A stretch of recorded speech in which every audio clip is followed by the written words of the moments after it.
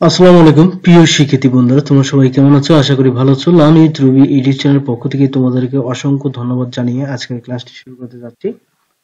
তো আজকে আমি যে বিষয়টি নিয়ে হাজির হয়েছি, রাইট ফর্ম অফ ভার্ব, অর্থাৎ আজকে আমি তোমাদের রাইট ফর্ম অফ ভার্বের উপর ডিপেন্ড করে এবারে তোমরা যারা 2024 সালে ডিগ্রি পরীক্ষা দেবা তোমাদের জন্য আজকের এই ক্লাসটি। তো আজ থেকে আমি সিরিজ ওয়ারি কন্টিনিউ প্রতিদিনই তোমাদের এই রাইট ফর্ম অফ ভার্ব নিয়ে কয়েকটি ক্লাস দেবো। আশা করি সিরিজ ওয়ারি তোমরা যদি এই ক্লাসগুলো যদি তোমরা করো, ইনশাআল্লাহ তোমাদের এই ডিগ্রি 2024 সালের পরীক্ষায় তোমাদের রাইট ফর্ম অফ ভার্বের কোনো প্রকার সমস্যা থাকবে না। তো তোমরা যারা নতুন অবশ্যই চ্যানেলটিকে সাবস্ক্রাইব করে পাশে থাকবা। তো কথা না বাড়িয়ে আমরা রাইট ফর্ম অফ ভার্বের দিকে চলে যাচ্ছি। আসলে রাইট ফর্ম বলতে সঠিক রূপ, ফর্ম বলতে রূপ, আর অফ ভার্ব মানে ভার্ব মানে তো ক্রিয়া, তাই না? অর্থাৎ ভার্বের সঠিক রূপ এখানে বসাতে হবে। আমাদের সেন্টেন্সের মধ্যে কিছু ভুল দেওয়া থাকবে, মিস্টেক দেওয়া থাকবে, সেই ভার্বগুলো বা ক্রিয়াগুলো আমাদেরকে সঠিক রূপে বসাতে হবে। তো এই জন্য আমাদের কিছু রুলস জানতে হবে। তো আমি ধারাবাহিকভাবে 7টি থেকে 8টি ক্লাস দেব। আশা করি 7-8টি ক্লাসের মধ্যে সম্পূর্ণ রাইট ফর্ম অফ ভার্বের সবকিছু বিষয়গুলো আলোচনা করার চেষ্টা করব, যাতে করে তোমাদের 100% কমন থাকে। ঠিক আছে? তো আমি শুরু করতে যাচ্ছি। আল্লাহ ভরসা। অবশ্যই তোমরা যারা নতুন আমার চ্যানেলটিকে সাবস্ক্রাইব করে পাশে থাকবা। তো রুলস 1 থেকে আজকে যেহেতু শুরু করতে যাচ্ছি, তো এখানে দেখো যে বর্তমানকালে কোনো যদি আমরা কাজ করি তাহলে আমরা তা অবশ্যই প্রেজেন্ট টেন্স হিসেবে গণ্য করি। মানে বর্তমানকালে যদি আমরা কোনো কিছু করি, যাওয়া হওয়া খাওয়া দাওয়া থেকে শুরু করে সবকিছুই এটা হচ্ছে প্রেজেন্ট টেন্স বা বর্তমানকাল যাকে বলে। যেমন আমরা কোনো কাজ করি বা অভ্যাস, আবার চিরন্তন সত্য হয়, মানে কোনো কিছু করা, হওয়া দাওয়া খাওয়া থেকে শুরু করে কোনো কিছু অভ্যাস, আবার কোনো কিছু চিরন্তন সত্য যদি সেন্টেন্সের মধ্যে আমরা লক্ষ্য করি, তবেই কিন্তু সেটি প্রেজেন্ট টেন্স হিসেবে আমাদেরকে গণ্য করতে হবে। তো আমি তোমাদের জন্য এখানে কিছু ওয়ার্ড দিয়েছি। এই ওয়ার্ডগুলো মোস্ট ইম্পর্টেন্ট। এইগুলোর মধ্যে তোমাদের একটি কোশ্চেন আসতে পারে, ঠিক আছে? তো এখান থেকে যদি তোমাদের কোনো কোশ্চেন আসে পরীক্ষায়, তো এই ওয়ার্ডগুলো মাস্ট বি থাকবে। এই রুলস দ্বারা তোমাদের একটা কোশ্চেন আসতে পারে, ঠিক আছে? তো এই রুলসটা যদি তোমরা আয়ত্তে আনতে পারো, তাহলে তোমাদের এই রুলস এর উপর ডিপেন্ড করে 1 মার্ক পেয়ে যাওয়া। ফার্স্ট রুল যেহেতু, ঠিক আছে? তো দেখো তোমার সেন্টেন্সের মধ্যে যদি দেখো usually, daily, generally, occasionally, normally, regularly, always, often, sometimes, every day, seldom ইত্যাদি এই ওয়ার্ডগুলো তোমরা যদি কোনো বাক্যের মধ্যে থাকো এবং ওই বাক্যে যদি তোমাদেরকে রাইট ফর্ম ভার্বের অ্যান্সার করতে হয়, তাহলে তোমরা কোন গঠনতন্ত্র অনুযায়ী তোমরা সেন্টেন্সটা মেক করবা। এখানে দেখো যে তোমরা বাক্যের গঠন করবা এইভাবে: সাবজেক্ট, ভার্বের present form plus object plus বাকি অংশ। তোমরা কি করবা? প্রথমে সাবজেক্ট, ওই সেন্টেন্সের গঠন দেবা সাবজেক্ট প্লাস ভার্ব এবং ভার্বের প্রেজেন্ট ফর্ম রূপ তোমাদেরকে বসাতে হবে প্লাস অবজেক্ট প্লাস বাকি অংশ, ঠিক আছে? এই হচ্ছে তোমাদের গঠন প্রণালী। আচ্ছা, আমরা এখন এক্সাম্পলে আসি। তাহলে এক্সাম্পলে আসলে আমাদের মোটামুটি ক্লিয়ার হয়ে যাবে। তো মনে রাখবা গঠন প্রণালীটা হচ্ছে সাবজেক্ট প্লাস ভার্ব, ভার্বের প্রেজেন্ট ফর্ম প্লাস অবজেক্ট, ঠিক আছে? তো এখানে এখন আমরা দেখব, মানে আমরা এখন প্র্যাকটিস করব। তো আমি এখানে তোমাদের জন্য যে বিষয়টা দিয়েছি, অলওয়েজ হি কাম লেট। আমি বলেছি যে আমরা যদি কোনো সেন্টেন্সের মধ্যে দেখি অলওয়েজ, ঠিক আছে, এই দেখো অলওয়েজ আছে। তো আমরা যেহেতু এখানে সেন্টেন্সের মধ্যে অলওয়েজ কথাটা পেয়েছি, সুতরাং এটি আর বোঝার অপেক্ষায় রাখে না যে এটি indefinite tense, present indefinite tense, তার মানে বর্তমানকে নির্দেশ করতেছে। আর বর্তমান কে নির্দেশ করতেছে, এর জন্য আমরা এটিকে প্রেজেন্ট ইনডিফিনিট টেন্স হিসেবে গণ্য করলাম। তো এখন আমরা এর গঠন প্রণালী অনুযায়ী এই সেন্টেন্সটি অ্যান্সার করব। তো আমরা এখানে যদি অ্যান্সার করি, দেখো অলওয়েজ হি, এখানে দেওয়া আছে কাম লেট, ঠিক আছে? তাহলে আমরা প্রথমে সাবজেক্ট হিসেবে নিলাম, এরপরে নিলাম ভার্ব। এখন আমরা ভার্বের প্রেজেন্ট ফর্ম রূপ বসাবো। দেখো এখানে আমি আরেকবার বলতেছি, অলওয়েজ হি কাম লেট। ঠিক আছে, এই যে অলওয়েজ থাকার কারণে আমরা কিন্তু কি করলাম, বুঝলাম যে এটি প্রেজেন্ট ইনডিফিনিট টেন্স। তো এখন আমরা রাইট ফর্ম ভার্বের অ্যান্সার করতে হবে, অর্থাৎ সঠিক ভার্বটা আমাদেরকে বসাতে হবে। তো ব্র্যাকেটের মধ্যে কামস রয়েছে, সুতরাং আমরা এখন লক্ষ্য করব অলওয়েজ এই যে সাবজেক্টটা রয়েছে, এই সাবজেক্টটা হচ্ছে থার্ড পারসন। ঠিক আছে, এই থার্ড পারসন থাকার কারণে আমরা এই কামস এর পরে একটা এস যুক্ত করে দিলাম। ঠিক আছে, এখানে যদি এখানে কেন করলাম, যেহেতু এখানে সাবজেক্টটি হয়েছে হি, আর হি হচ্ছে থার্ড পারসন। ঠিক আছে, সুতরাং আমরা এখানে কামস শেষে মানে এস যুক্ত করলাম। ক্লিয়ার? এরপরে এখানে দেখো, এখানে বলতেছে এভরি মাদার লাভ হার চাইল্ড। এভরি মাদার লাভ হার চাইল্ড। ঠিক আছে, এভরি মাদার,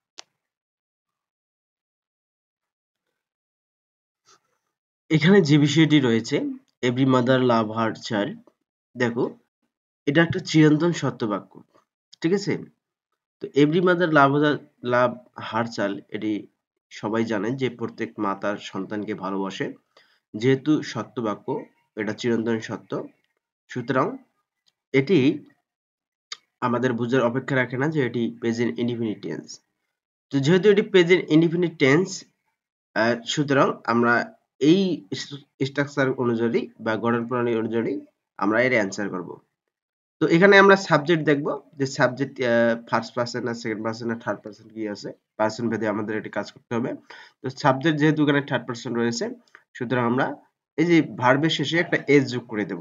ঠিক আছে, লাভের প্রেজেন্ট ফর্ম আমরা বসাবো। তো লাভের শেষে যদি আমরা একটা এস যুক্ত করে দেই, তাহলে আমাদের এটা অ্যান্সার হয়ে যাচ্ছে একেবারে ইজিলি। ঠিক আছে, তো এখানে আমরা এখন যদি এস যুক্ত করে দেই, তাহলে এটি হয়ে যাচ্ছে। ঠিক আছে, তাহলে আমাদের অ্যান্সার হলো every mother loves her child. ওকে,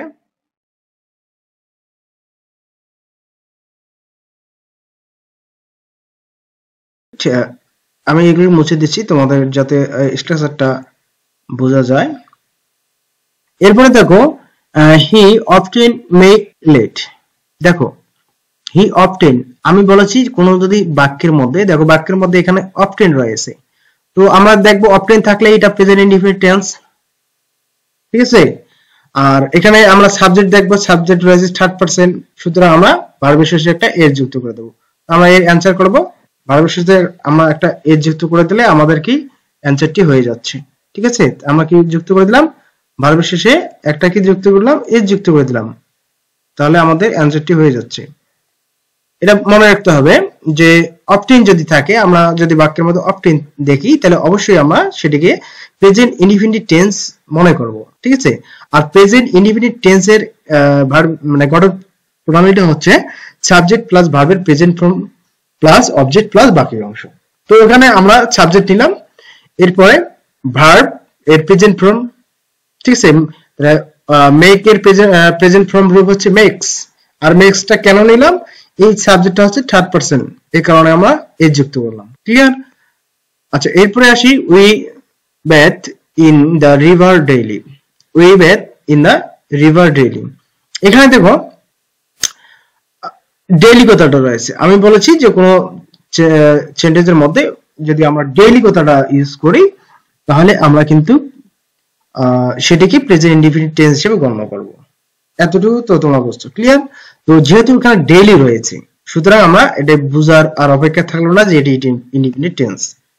ঠিক আছে, এখন আমরা গঠন প্রণালী তো আমি দিয়েছি, এই অনুযায়ী তোমরা যদি করো, দেখো এখানে কি হয়, উই পেড, আর তার মানে এই যে ভার্বটি রয়েছে, এই ভার্বটি আমাদের প্রেজেন্ট ফর্ম রূপ বসাতে হবে। এখানে কি বলতেছে, ভার্বের প্রেজেন্ট ফর্ম রূপ বসাতে হবে। ক্লিয়ার? তো এখানে আমরা ভার্বের প্রেজেন্ট ফর্ম রূপটা বসাই দেই। বেথ এর প্রেজেন্ট ফর্ম রূপ কি, বেথ, যা আছে তাই, এটা হচ্ছে বেথ এর প্রেজেন্ট ফর্ম রূপ। ঠিক আছে, আরেকটা এখানে দেখো, এখানে বলতেছে আইস ফ্লোটস অন ওয়াটার। দেখো এই কথাটা হচ্ছে যে এটি চিরন্তন সত্য একটা ঘটনা। ঠিক আছে, এটি চিরন্তন সত্য একটা ঘটনা।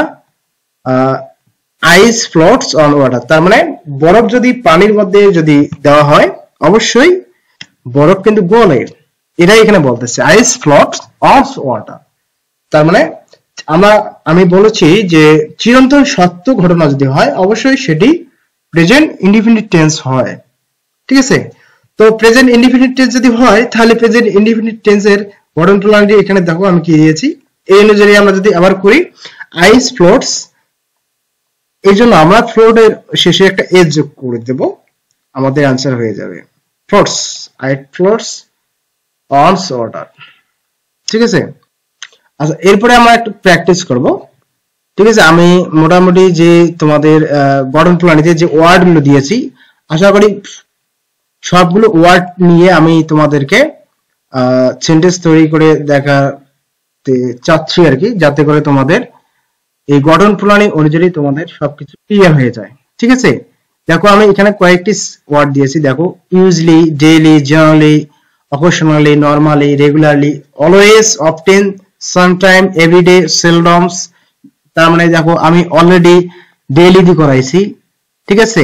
ডেইলি দিয়ে একটা সেন্টেন্স তোমাদেরকে দিয়েছি, এরপর অলওয়েজ দিয়ে দিয়েছি, অফটেন দিয়ে দিয়েছি, ঠিক আছে। তারপরে ডেইলি দিয়ে দিয়েছি। তো এখানে দেখো আমি এখন তোমাদের বাকি আরো 10টি প্র্যাকটিস করাচ্ছি যাতে করে এই ওয়ার্ডগুলো তোমাদের মনে থাকে, ঠিক আছে, বা এই সূত্রটি যাতে মনে থাকে, এই জন্য আমি প্র্যাকটিস করাচ্ছি। Practice man is a perfect, ঠিক আছে। ম্যান তার মানে একজন অনুশীলন একজন মানুষকে কি করে, নিখুঁত করে তোলে, ঠিক আছে। এখন দেখো চ্যারিটি বিগিং অ্যাট হোম, ঠিক আছে। এখানে বলতেছে চ্যারিটি বিগিন অ্যাট হোম। দেখো তার মানে এখানে বলতেছে আমরা যদি এর অর্থ করি আমাদের অর্থ কিন্তু বুঝতে হবে। এই রাইট ফ্রম ভার্বের অ্যান্সার করলে আমাদের কিছু কিছু অর্থ বুঝতে হবে। তো এখানে দেখো চ্যারিটি বিগিনস অ্যাট হোম, তার মানে দানশীলতা ঘর থেকে শুরু হয়, ঠিক আছে। দানশীলতা এটা আমাদের কিন্তু ঘর থেকেই শুরু হয়, তার মানে এটা কি চিরন্তন সত্য একটা প্রবাদ বা বাক্য বা সেন্টেন্স। আর আমরা জানি যে আমরা যদি চিরন্তন সত্য এরকম কোনো বাক্য বা sentence pi right from or ভার্বের অ্যান্সার করার ক্ষেত্রে আমরা অবশ্যই ভাববো যে এটি প্রেজেন্ট ইনডিফিনিট টেন্স। আর প্রেজেন্ট ইনডিফিনিট টেন্স হলে গঠন প্রণালীতে দেওয়া আছে। তাহলে আমরা এখন কি করতে পারি, আমরা এখন অ্যান্সার করি। দেখো আমরা এখন অ্যান্সার করব চ্যারিটি বিগিংস, এবং চ্যারিটি এখানে দেখো চ্যারিটিটা কি থার্ড পারসনে রয়েছে, সুতরাং আমাদেরকে থার্ড পারসন যদি থাকে, সাবজেক্ট যদি থার্ড পারসন হয় অবশ্যই আমাদেরকে কি এজ যুক্ত করতে হবে, কোথায়, ভার্বের শেষে। তো এখানে ভার্ব রয়েছে বিং, তো আমরা এখানে এজ যুক্ত করে দিলাম, আমাদের অ্যান্সারটি হয়ে যাচ্ছে। ক্লিয়ার? আচ্ছা এরপরে দেখো every man's love his mother land, মানে প্রত্যেক মানুষই কি তার মাতৃভূমিকে ভালোবাসে, ঠিক আছে। তো এটা কি চিরন্তন সত্য, every man's love his motherland, তার মানে মাদারল্যান্ড নাকি জন্মভূমি, প্রত্যেক মানুষই তার মাতৃভূমিকে বা জন্মভূমিকে ভালোবাসে, তো এটা একটা চিরন্তন সত্য, ঠিক আছে। তো চিরন্তন সত্য হলে অবশ্যই আমাদেরকে প্রেজেন্ট ইনডিফিনিট টেন্স ধরতে হয়। আর এখানে দেখো আমরা এখন সাবজেক্ট দেখবো, সাবজেক্ট কি, যে আমরা গঠন প্রণালী অনুযায়ী আমরা এখন কি করব, সাবজেক্ট বসাবো। এখানে সাবজেক্ট কি, এভরি ম্যান, এভরি ম্যানটা কি থার্ড পারসন, সুতরাং আমাদের এখানে বসাতে হবে, আমরা যদি এখানে এজ যুক্ত করি লাভস, আমাদের কিন্তু অ্যান্সারটি হয়ে যায়, ঠিক আছে, আমাদের অ্যান্সারটি হয়ে যায় every man's loves his motherland. Okay, এরপরে দেখো হি কাম হেয়ার এভরিডে, এই যে এভরিডে আমরা পেয়েছি, বাক্যের মধ্যে কি পেয়েছি, এভরিডে, তার মানে এভরিডে থাকলেই সেটি প্রেজেন্ট ইনডিফিনিট টেন্স। এখন আমরা আর কিছু দেখবো না, আমরা এখন গঠন প্রণালী অনুযায়ী এটাই সেন্টেন্স তৈরি করবো। ক্লিয়ার? তো এখানে দেওয়া আছে এভরিডে, এখন আমরা সাবজেক্ট দেখবো, সাবজেক্ট কি আছে, হি রয়েছে, আমরা যদি এটি অ্যান্সার করি সাবজেক্ট হি রয়েছে। তো এখানে দেখো সাবজেক্ট আছে হি, এখন সাবজেক্ট পরে আমাদের কি ভার্বের কাজ করতে হবে, রাইট ফ্রম ভার্ব বলতে ভার্বের কাজ করতে হবে। তো সাবজেক্ট যেহেতু থার্ড পারসন রয়েছে, সুতরাং ভার্বের প্রেজেন্ট ফর্ম রূপ বসাতে হবে।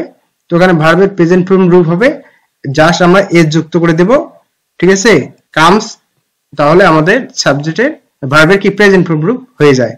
এরপর অবজেক্ট প্লাস বাকি অংশ আমরা তো বসাই দিয়েছি। এরপর দেখো 4 নম্বরে রয়েছে he not come here everyday. দেখো এখানেও এভরিডে রয়েছে, তার মানে এভরিডে থাকলে আমরা বুঝলাম যে এটি প্রেজেন্ট ইনডিফিনিট টেন্স। ক্লিয়ার? তো এখন আমরা এর অ্যানসার করব কিভাবে? দেখো এর অ্যানসারটা যদি আমরা করি, আমরা প্রথমে নেব সাবজেক্ট, তারপরে এখানে একটু ব্যতিক্রম আছে, যেহেতু এখানে বলা হচ্ছে যে he not come here to everyday, he not come here everyday. তার মানে কোনো সেন্টেন্সের মধ্যে যদি নট থাকে সেটিকে আমরা অবশ্যই ভার্ব হিসেবে ডু, ডাস, ডিড এই তিনটি ভার্বের একটি বসাবো, ঠিক আছে। প্রেজেন্ট ইনডিফিনিটের যখন অ্যানসার করব তখন ডু, ডাস, ডিড এর মধ্যে আমরা একটি বসাবো। এখন এই ডু, ডাস, ডিড এই তিনটির মধ্যে কোনটি বসাবো সেটি আমরা সাবজেক্টকে দেখে বসাবো। সাবজেক্ট যেহেতু এখানে থার্ড পারসন রয়েছে, সুতরাং আমরা এখানে এজ যুক্ত বসাবো, এজ যুক্ত ভার্ব বসাবো। আর এজ যুক্ত হচ্ছে ডু, ডাস, ডিড, তিনটির মধ্যে ডাসে এজ যুক্ত রয়েছে, সুতরাং আমরা এখানে ডাস বসাবো, ডিও সিএস, ডাস।